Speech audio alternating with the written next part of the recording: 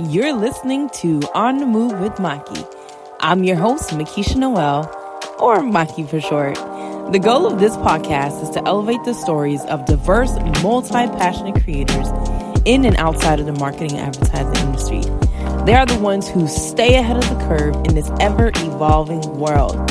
So, all episodes will provide listeners with the tools to help make decisions in their creative journeys while highlighting the trends shaping the internet and real life.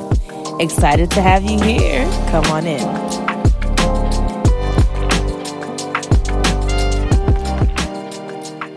Good afternoon. Well, good morning. Good morning. Yes. Because it is 10:12 for me, and I think it's 9:12 for you. You're in Dallas. Yes. Yeah. No, yes. I'm actually not even in Dallas. I'm in Birmingham, Alabama right now. Which I like saying. Nice. Yes. I saw that in your bio too. You live in between both of the states, which is really cool. But I want to thank you so much for coming onto this podcast. I'm going to go ahead by introducing On the Move with Maki. My name is Makisha Noel. I'm the host of On the Move with Maki. And the goal of this podcast is to elevate the inspiring stories of diverse, multi-hyphenate creatives who are constantly pushing the boundaries in today's rapidly evolving digital landscape. And Daylon is one of the people who I see have been pushing that for years, because we actually met in 2020. We met in 2020, but Daylon has been out here for a minute. And so I'm so excited to introduce him and get into the conversation. But each episode provides valuable insights and resources to help creatives navigate their journeys, but also keeping up to date with trends, shaping the internet and the world around us. So this segment is actually pretty interesting, and this is a new one. I'm stepping into a new space. This segment is called The Sound Off, because I really feel like over the past 2 years, I've become a lot more hungry in kind of exploring different kinds of music and media and how it shapes behaviors, how it shapes the world. And so I'm dedicating this specific segment called The Sound Off, where I'm going to spotlight incredible talent within Black culture specifically. And so in this segment, we'll explore how music and media have played a vital role, like I said, in shaping that culture and society, from emerging artists to established icons. What guests will do is share their stories, the art of their craft, and insights on the music and media industry. So from hip hop and R&B to film and television. And I know Daylon is a hip hop head. Like, he's been around here. His grandmother, the record professional artist. I looked you up. Okay. That is my nanny. But I can't sing though. I can't sing, but that's a whole different story. Yes. And so what we'll do is cover a wide range of genres and mediums with the mission of amplifying the voices of Black artists and creators. So I'm so excited for everyone to join me as we celebrate and explore this diverse, vibrant world on the Move with Maki. So let me go into introducing my amazing guest for this morning. All right, Daylon, I'm about to hype up this introduction. I'm shy. I can't be out here. I'll be out here busting. I got you. So Daylon A. Goff is a brand marketing and media executive with over 20 years of experience driving consumer engagement for both blue chip and challenger brands. What he does is he leverages the know-how and deep relationships across social media, sports, entertainment, and live events. He also designs authentic conversations and custom experiences that drive trial, affinity, and loyalty. And I know a lot of it is marketing speak, but we're gonna break it down. We're gonna make it a little less complex within the conversation. And he also has a keen insight for what's now and what's next. And that creates unique and impactful opportunities at the intersection of commerce and culture. Daylon is currently the president of Jet, the iconic media brand founded by John H. Johnson and currently owned by the Bridgeman family. So what he does is he is responsible for leading the relaunch of Jet. I am so excited to get into that part. Yes, I don't get tired of hearing that. I don't get tired of hearing that. That's good. Jet. That's good. I love that. Yes. And so he is responsible, I'll say that again, for leading the relaunch of Jet in order to make it relevant, relatable, and authentic to both the fans of the brand and a new generation. So before he was at Jet, he was the head of cultural strategy for Initiative, the media agency for brands like Amazon and T-Mobile. And even before that, he was the director of marketing at Wingstop. And that's when I met him in 2020. And so what he was responsible for was the brand's social media and influencer and partnership marketing support of Wingstop's over 1,500 restaurants, both domestically and internationally. So I know it's a long bio that we have in front of us, and I've read so much, but I also want to give people the chance to hear directly from you who you are. Welcome, Daylon, to On the Move with Maki. Welcome to the podcast. I'm an old DJ. We need the big horn. The show. No, yes. I'm very happy to be here this morning. I appreciate you reaching out. And just in one of those, I like to have these conversations, this dialogue with creatives that are out in the space that are creating these new mediums and being out there. And I'm always open to have the conversation to be able to talk about what I've done in my career, but more importantly, what are some inspirations, some opportunities, some guidance. I just want to be able to share the game as much as I possibly can. It's one of those things that just it speaks to me. It's important to me. It's one of those things I wish I had. But now that I have the opportunity to do it, it's up to me to make sure that I'm able to pass the game off to the next generation and anybody that wants to hear it. Yeah. Yeah. And the thing I love about this generation is that we are just so hungry for that information. Mm-hmm. And so like listening to conversations like this, I think is really going to drive this energy and effort when it comes to really investing in ourselves for creative. So I'm just so excited for what you're about to share in this conversation. But I always like to start every single conversation with learning, what is your North Star? What drives you? What pushes you in the morning when you wake up?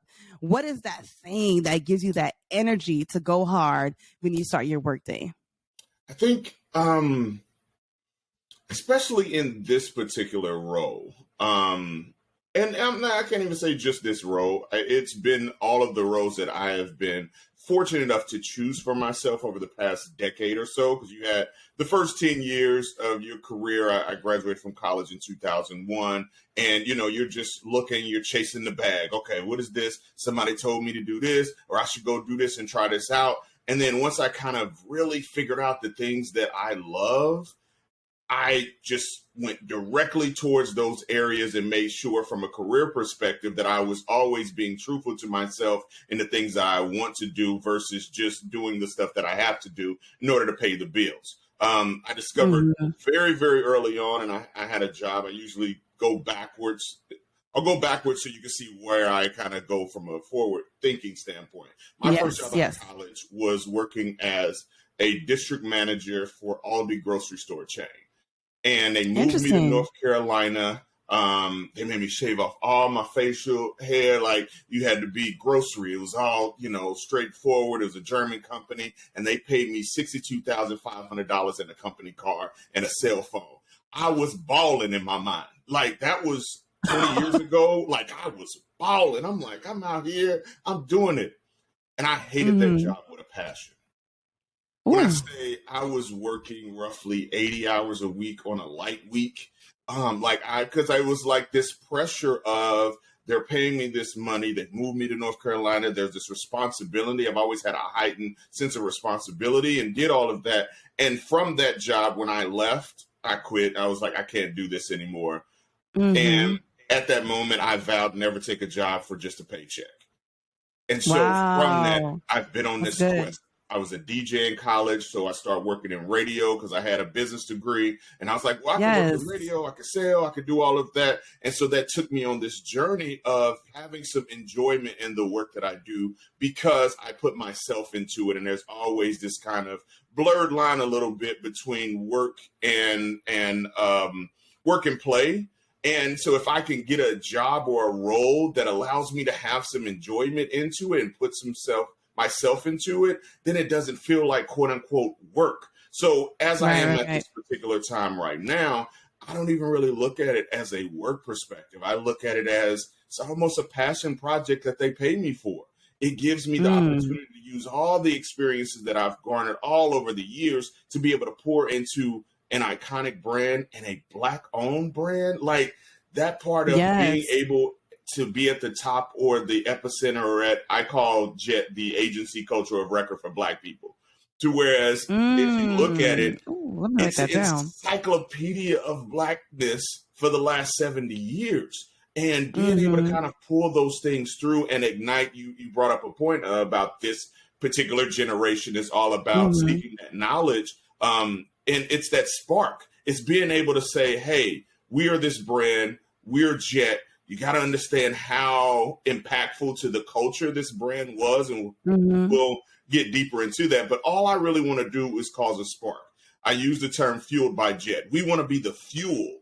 And so what I do every single day is wake up and look for opportunities to be able to ignite and engage that fuel, that spark, that opportunity to be able to create greatness. And so that's what gets me up every single day. And I wake up every single day like, wait a minute, I'm the president of Jet? Like, something and means something deep in my soul. And it's one of those things that I don't take lightly, but also gives me a great, fuel, so to speak, to be able to kind of keep going. Daylon, like when I tell you my heart is so warm every time. I appreciate that. Literally every single time we talk, I'm so inspired by you and literally everything that you just described about what your North Star is. And even when you said your first job out of college and you're a district manager at Aldi's and like you hated that job with a passion. And I think it's so amazing that at a younger age, a younger stage in life that you realize you'll never take a job for money. For a lot of people, it takes a long time to get to that point. Yeah. And also when you're a creative and you have this passion and you have the things that you want to do, you want to just wake up and do it. But the reality is that when you have a full-time job, or when you do work, whatever the case is, that's what fuels the passion, the actual work that you want to do. And so it's like sometimes you're taking jobs that are less than ideal, and making real sacrifices, And so I just think it's so amazing that you did the work to get clear on the thing that I'm passionate about. That's what I'm going to move forward with. Well, I do want to bring up the point that it requires the work. And that's usually when I'm talking to especially younger creatives and they're like, how'd you get there? And they want to be able to circumvent the work. I've worked for 15 different companies in 20 years. All of them I pull from, good or bad, but I pull from every single one of them. And I have to be able to live, but I've never been afraid to do the work parts of it because I know who I am. I know what I wanted to be. I never imagined that I would be sitting in this role, but something similar, absolutely. But I did the work that's involved there. And a lot of times, in a lot of cases, if you circumvent the work, then the reward doesn't come because you don't feel it. It's just like, oh, okay, of course I'm supposed to be. It's like, no. I know every single thing I've done. I know every single role I've taken, every job that has been whacked. But I've done it and I've taken something from it. I literally can walk into an Aldi store right now and I can break down the entire store and tell you every single thing is wrong in that place because I did the work. I did the work even 20 years ago. And all of those things prepared me to be in the seats that I'm sitting in right now. Absolutely. That is so good. And I want to, and since we're talking about your journey, I want to move into talk about your experience overseeing the marketing efforts for Wingstop. And again, like I said, that we met when you were the director of marketing at Wingstop. And this was when I was a part of the Marcus Graham Project, which is an organization. Shout out to MGP. Love MGP, baby. And I hope my MGP fam is checking in too, tapping into these episodes. Come on now. I give a lot of my thanks to the organization. Shout out to MGP. That's a passion for me. I've always loved. That's usually every year when I get that call, or if I don't get that call, I need to call Lincoln or I'm thinking about what's my boy, Lincoln, Larry. So giving them a shout like, yo, what's up? Can I talk to the crew? Like, because honestly, the youth inspire me. And, there's always this kind of, and I can't even say you because I don't feel old, but I get reminded every day that I am old. But being able to engage with people younger than me has actually also helped me. It's always a balance back and forth. And so, shout out to MGP. Yeah, absolutely. And things that you know how to vibe, like you know how to rock with us. Because I think like the conversation that we had with you for our boot camp, because many people sat with us, but you know there are some people that stood out, and so it's like people that we connected to the most. So with MGP's goal of nurturing the next generation of marketing executives, having you come in to give that perspective, since we were at the time a little early or much earlier in our careers, and having you as a seasoned veteran, established icon speaking to your experiences was really pivotal to us. So I'm curious to know what kind of strategies, and maybe you're kind of like pulling out of that playbook that you spoke to us that time ago, but what were some of the strategies that you used to grow, that used to support the growth of the restaurants that you served with Wingstop? Well, a lot of it was talking to the youth, finding out where the cool kids are doing, and finding out, okay, what are the things that are back to that what's now and what's next. I'd like to think that I was in a lot of ways a translator. And because I did the work and I understand the business aspects of it, but also because I like to stay tapped in the culture. I like to stay tapped in the music, tap into what's happening, what's going on, because I value that information. So just in the same way that you all were feeling that I was pouring into you, you all were also pouring into me.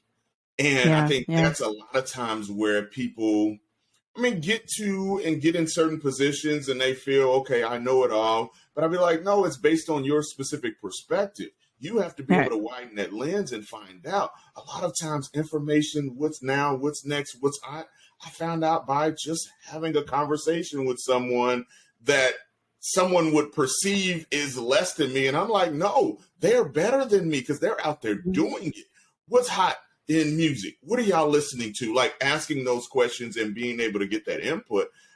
That happened all the time. When I worked at Wingstop, I always find who was the younger guy that was there. Let me see what's going on, what's hot in the streets. When I worked, prior to that, I worked at a marketing agency, the marketing arm, and I stayed in the intern pit all the time. People are like, why are you always down with the interns? I was like, because they know what's popping.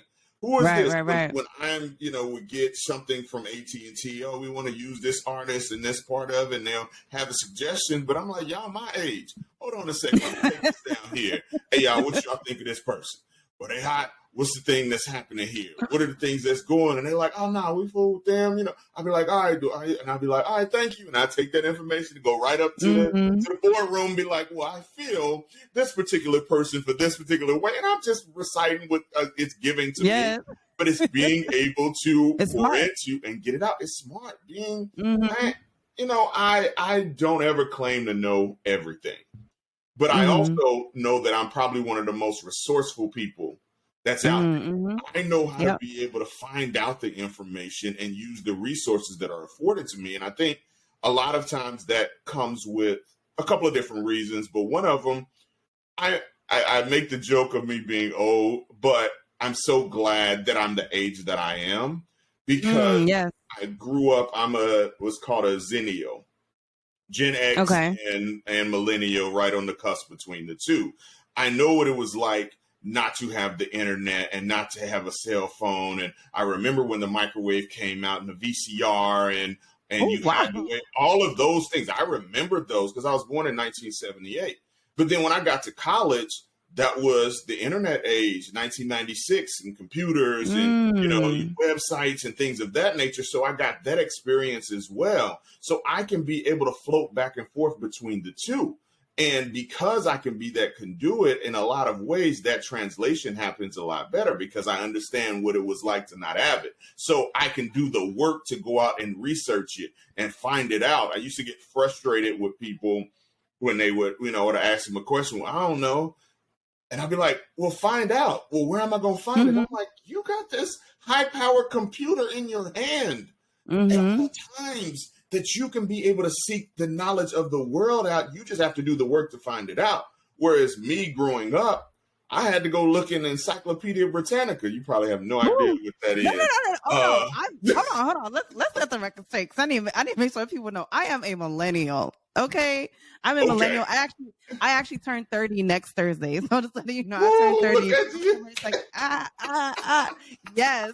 So look, let me make sure that's clear, because my father actually built out a whole library, and so I was reading encyclopedias growing up. So But the fact that I talked to people, I was talking to my niece, and I was like, no, we used to have to go get this book and you go through and the Dewey Decimal. So it required a certain level of effort and work in order to be able to seek the knowledge. And I think a lot of times, as great as technology is that allows you to be able to get everything, sometimes it circumvents the work.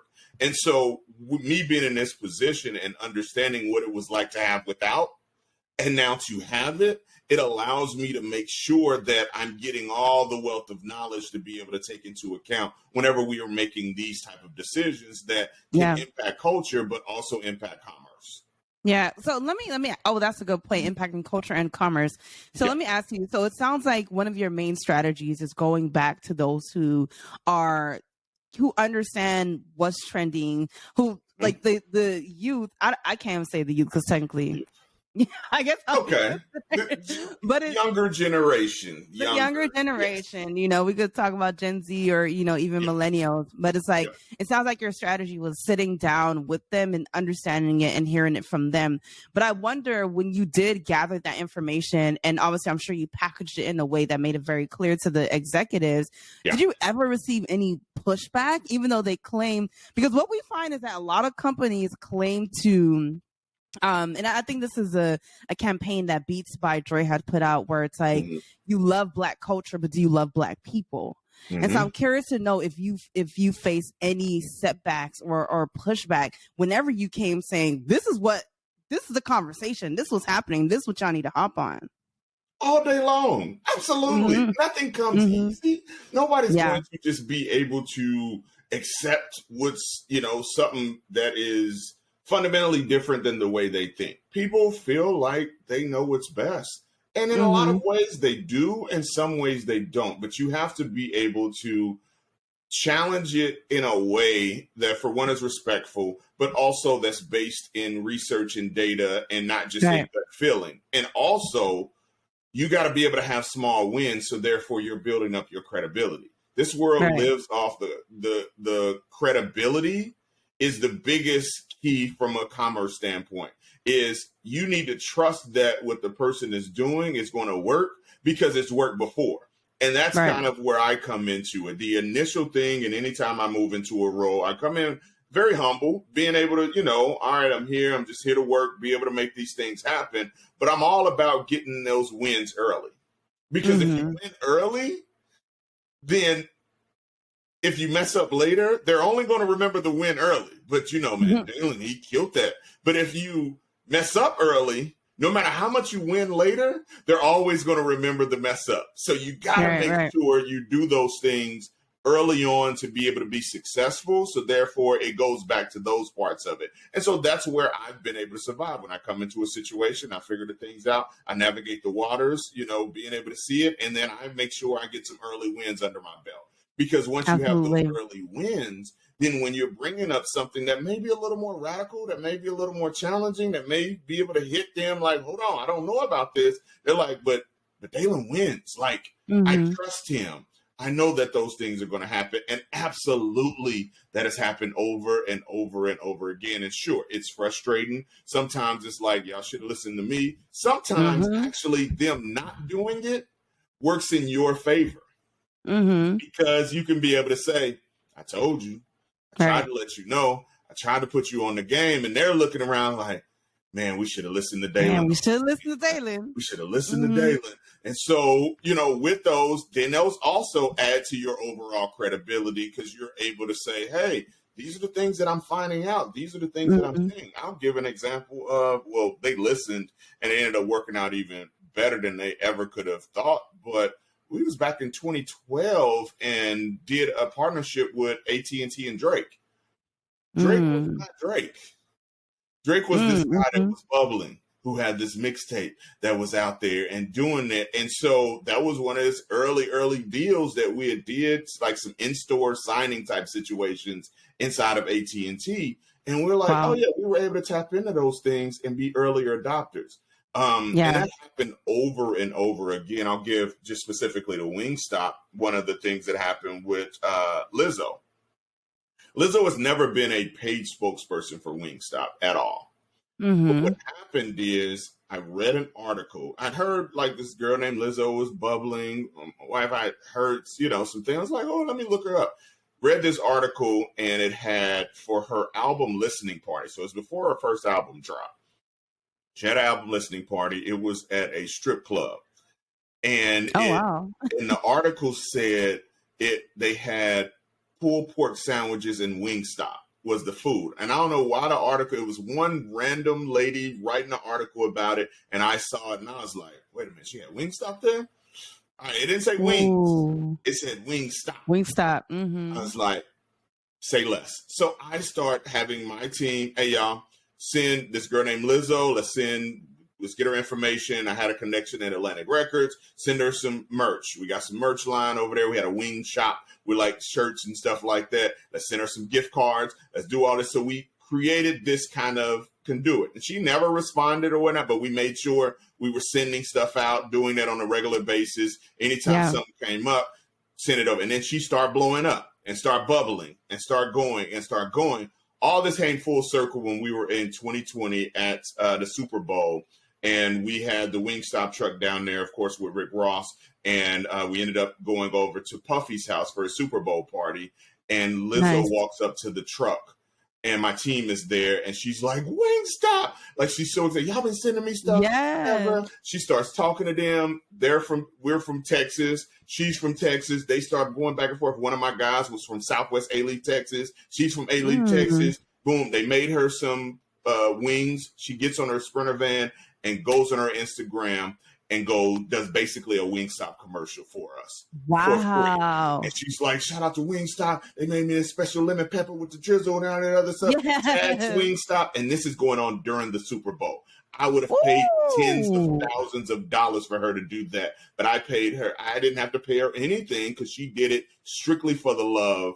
And because we had developed a relationship early on that ended up not really costing us anything, but it paid off dividends through that execution. And I still have that video to this day because that's the power of being able to create and connect with people before there's somebody. Just being able to say, oh, shout out to us. You did this on your own. You paid for it on your own. Oh, I absolutely will pour into that. Yes. Wow. Talk about being ready for such a moment and all the things that were happening, especially with the Super Bowl, especially with just the energy around that moment. That is incredible to have that eye. And I can see why that has led you to now being at Jet. So I love talking about your journey. And so with the time that we have, I want to dive into this relaunch, especially as we know, 2023 is the 50th anniversary of hip hop. The 50th anniversary of hip hop, y'all. So it is about to be bumping this entire year. So I'm wondering how all of that, with that information, kind of impacting music as a whole, and how culture is being shaped with. I know with everything that's about to happen this year, what's already just happened. I'm curious to know, how does that impact the relaunch of Jet? Like, walk us from the very beginning with you even leaving your role and coming into this role as president of Jet. How did that start? Did it start with a conversation? What does that look like? And how has it led to where you are now with such a huge task?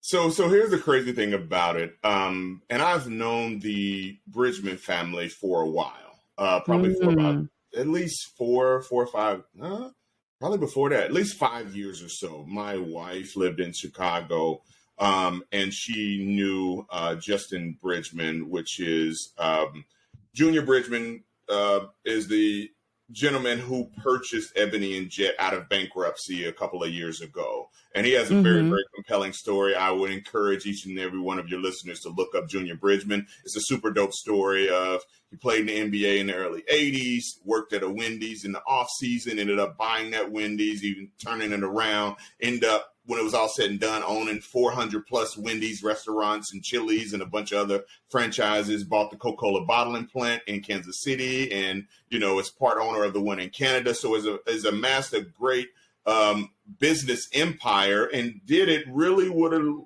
very little fanfare, because, He's like, no, it's about the business aspects of it and doing those things. And so they ended up purchasing Ebony and Jet out of bankruptcy a couple of years ago. And Eden Bridgeman Jr.'s daughter is the CEO and is at the helm of that. And so I knew them through Justin and the kids, and I kind of helped them out on some Kentucky Derby executions because they live in Louisville, Kentucky. And, their big Kentucky Derby is a big deal. Their dad sits on the board of directors for Churchill Downs. So they do this charity event every year and brought me in just kind of to consult on a pro bono standpoint because I just have an understand where culture is going. And the ironic, back to a little bit of and this ties into hip hop as well, and it comes full circle, but the year I recommended that year, maybe it was 2019, 2018, I recommended a DJ and a host to be able to do their gala. And as I was recommending them, Eden has said, well, she didn't really know if they were big enough for what they were trying to do. I think they had Usher that was going to perform. And I was like, no, who you need to be able to host and the DJ for this event is this thing that I'm seeing bubbling. And everywhere I go, they're always there. And you need Kenny Burns to host and you need D-Nice to DJ. And she was like, I don't know if that's a big enough thing. And I was like, listen to me.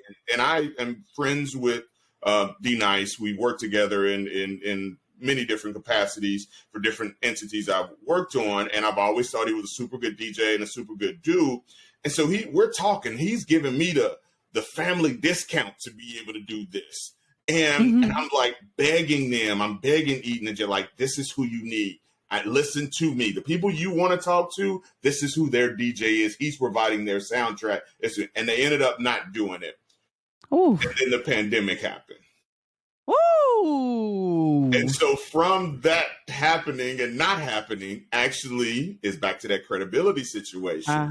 Because she says, she's like, oh no, you begged us. You were like, please.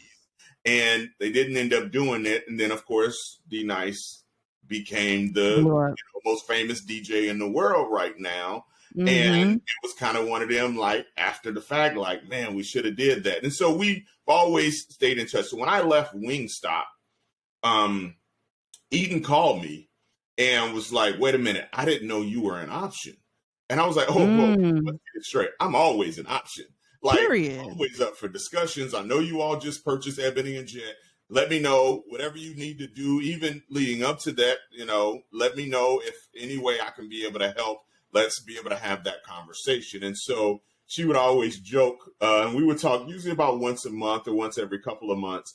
And she would reach out and be like, Daylon, what do you think of this? And we were, she would always say, Daylon, I'm just letting you know that I am dating you right now with the hope of possibly marrying you into a role here with Ebony specifically. And I was like, I'm good with that. Let's have this dialogue. Let's talk. Let's go out on these quote unquote work dates to be able to see where the things that make sense. And then, we did that probably from April to November. And I went out to Ebony Power 100, and probably a couple of weeks later, she called and said, I got it. What would you do if I gave you the keys to Jet? We have no idea what to do with it. And I was like, whoa. Yeah, I had that whoa moment as well, because I went into what I've been calling my Jet story, which is I encourage each one of your listeners to go to myjetstory.com and do the same thing. But when I tell people what I do for a living, or when she called me on that, I literally went into my own personal Jet story. I took myself back to being 8 years old, growing up in Kansas City, Kansas, going to Parkwood Barbershop, and there's this stack of Jet magazines there, and you're waiting. There's no cell phone. There's no games to be able to play. There's nothing. You just literally sitting there waiting for a haircut on Easter Sunday when it's tons of people in there trying to get a haircut. And what do you do to pass the time? You sit there and read all the Jet magazines. And it took me, I remember just looking at it, because it took me to a world that was way beyond what I had ever seen. I'm in Kansas. Like, I'm from Kansas, Black guy from Kansas. And so to be able to see what's going on in New York, but see what's going on in Oakland, and see what's going on in Florida. That's so good. What's going on in Florida. Like, to see what's going on across the world. It allowed me to be able to explore and to be able to, imagine being in all these different places, seeing and interact with these different peoples, doing all of those things. And so from that moment, it was like, oh, wow, this is a great opportunity to be able to do this. And we talked for a few more months, and then I came on probably March of that February of that next year. And my goal was figuring, and she said one of her challenges is being able to relaunch Jet, but do it in a way that it's not just a baby Ebony, but also figuring out where we can be able to tap into cultural moments, perspectives, but not cannibalize what Ebony is already doing, because both brands were different. But go ahead. Yeah, so that's exactly what I was going to ask you. What can you say would be the major differences between Ebony and Jet? Well, historically, so you'll hear this thematic from me over and over, being able to look back in order to move forward. Being able to look back to the youth to say, what y'all got going on? Okay, now I can be able to take this forward. I do the same thing from an Ebony and Jet perspective. So if you look at both brands, Ebony, it was historically when it was still in print. It came out once a month. It was a larger format. It was polished. It had, in-depth stories. It had all those things. But it came out cadence-wise once a month, 12 issues a year. Then you had Jet. Jet came out once a week, 52 issues a year. So 12 versus 52. You had the smaller format. It was small, had everything in there, and it was all about quick bits. It was finding out, okay, what's going on, what's happening right now, this week in photos. You had who died this particular week. You had who got married. You had all these different parts of it on that end. It was super quick and super fast on those ends. So the cadence aspects of it and the number of issues was the big difference historically. So now, as you fast forward to right now with the launch of Ebony, Ebony can't come out once a month. Ebony has to be engaging with our audience on a daily, if not hourly basis, because of the technology that's involved. Nobody's reading magazines like that anymore. It's the technology. We have to be digital. We have to be super, super fast. So it has to move at a cadence that was faster than what Jet was doing. So now it's like, where are we at from a Jet perspective? For one, we're looking at it not as a media company where we have to be able to put out information about what's going on, what's happening. We don't have to be TMZ or the Shade Room or any of those. No, not to any of those, but they already have their place and established. My goal from a Jet perspective, where we are right now, is to be able to use the brand equity that we have, looking back, being able to pull those stories back through without having to create new stories, just make the old stories relevant for what we are right now, and then figure out the places and spaces that we're not tapping into from a media standpoint, from an Ebony perspective. So thinking about experiential, thinking about merchandise, thinking about, honestly, how we're looking at from a social media standpoint. Because Jet was Black Twitter and social media before social media was ever invented. If you really break it all the way down, you had the thirst trap on page 43 that everybody went to, the Jet Beauty of the Week, that I get asked about on a almost daily basis. You had back to music and talking about the 50th anniversary of hip hop. In the last 2 pages of a Jet, it had the top 20 singles, top 20 albums on that end. It was our billboard. It is what we found out what was good from a Black music standpoint. You went to Jet to find out that information. Now you just go to the internet, you go to Twitter, you go to Instagram, you see what's popping from a music perspective. You have who got married, those engagement photos, things of that people post on a regular basis, they would submit them to Jet and they would get printed in there. You had who got a promotion, who was out there doing stuff from a business perspective, that got printed in Jet. Who passed away, that got printed in Jet. So all those things that we now look at it from a social media standpoint, it used to be Jet. Now it's figuring out the ways to be able to bring those things back. So we have some things in the works working through, but that's kind of figuring out the directions and the differentiation between the two, but also using the power of Ebony in order to be able to amplify what we have going on. Absolutely. Go ahead. Yeah, and don't forget that thought either. But I was even thinking how Jet is because you said experiential as well, and I saw that living through. I think you all just recently collaborated with House Party.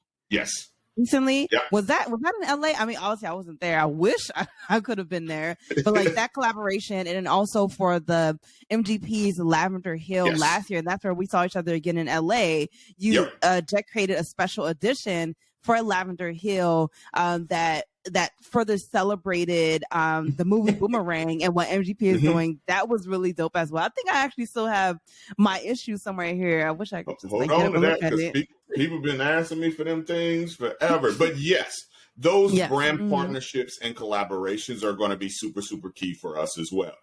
Because back to my original point of Jet being the agency culture of record culture of record agency for Black culture.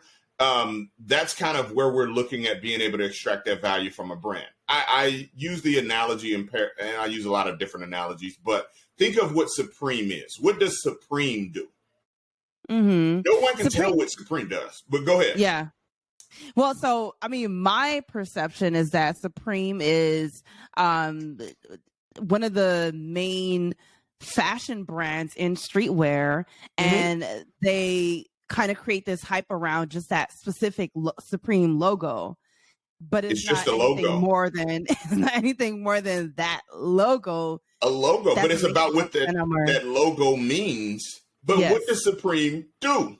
They literally put their logo on stuff, and it costs more. I mean, I've seen a Supreme hammer.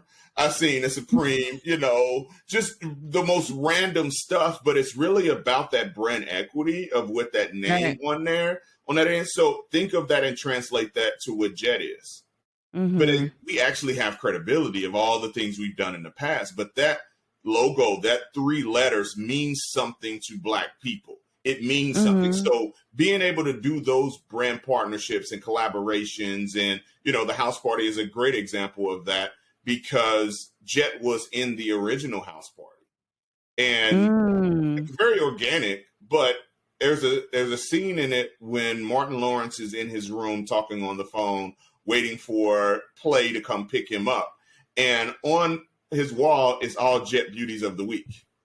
Oh my gosh! Jet was in there. We were there, and that scene technically was played out in a bunch of boys' rooms in the 80s and 90s and probably 70s as well, of being able to do that same thing. So it was relatable. So looking at the collaboration that we did for the new house party, it was an easy conversation because we were able to look back in order to move forward, and being able to have that kind of, all right, we're going to make this merch that we're going to bootleg ourselves, do it at your particular event in conjunction with house party. It just made too much sense to be able to do that. And those type of things just, are the ways that we want to be able to bring Jet back into a more relevant way. Yeah.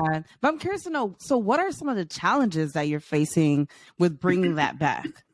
I know there are many. I'm curious to hear from you. There's a lot more than I even expected. One of the biggest challenges is everybody wants everything right now, because we live in a world where everything is instantaneous. People tell me almost on a daily basis what to do for my job. This is the first time this has ever happened to me. They're like, what you should do? You need to do this, this, this, and this, and are very passionate about it because they have this emotional connection to the brand. So one of the challenges is not trying to boil the ocean, and instead just boil a couple of pots to get it started. So I'm just trying to boil these pots to make certain things happen, because everybody wants everything right now. They want us to print the magazines. They want us to be on digital. They want us to do a Jet music festival. They want us to do, all these things that are there that are opportunities. Absolutely. But we literally just purchased this company out of bankruptcy a couple years ago, and I've been on less than a year. So the challenge is the time and the patience, and being able to put people on a cadence versus just trying to solve everything right now and do everything right now. Because if you rush, then there's an opportunity, or, where you have the ability to make mistakes. I use the 3 terms. You can either do it right, you can do it fast, or you can do it cheap. You can't do all 3 at the same time. You can only do 2. You can do it fast and cheap, but it probably ain't going to be right. You can do it right and cheap, but it's not going to be fast. Like you have to figure out the ways of being able to bring it to life in a way that makes sense from a cultural perspective, but also make financial sense, because it went into bankruptcy for a reason, because it didn't make financial sense for what they were doing historically. Now I got to be able to bring it back to life in a way that cultural wise is going to create the impact of what we need. But also we have to be able to make money to be able to make sure that this brand and this company is around for the next 70 years. So I think that's probably the biggest challenge of everybody wants everything right now. You know what you should do? Everybody's an expert on Jet, but I'd be like, if it don't work, I get fired. And I like my job. Right. So I got to make sure I'm doing it in the right way to be able to make sure that it's culturally solvent as well as financially. Yes. Thank you so much, Daylon, for all that you shared. I'm just literally so shook. Just like learning. We shook. We talking. We all people, yes. You know. I'm honestly just really so inspired by it all. And especially seeing how you operate in the marketing space and even in the business space as well. I'm not sure if people always see those differences. And especially as creatives, there's just so much focus on the passion behind the work and like, you know, making sure you're putting your all into it and really stretching your creative muscle. But sometimes we don't realize the business side of things.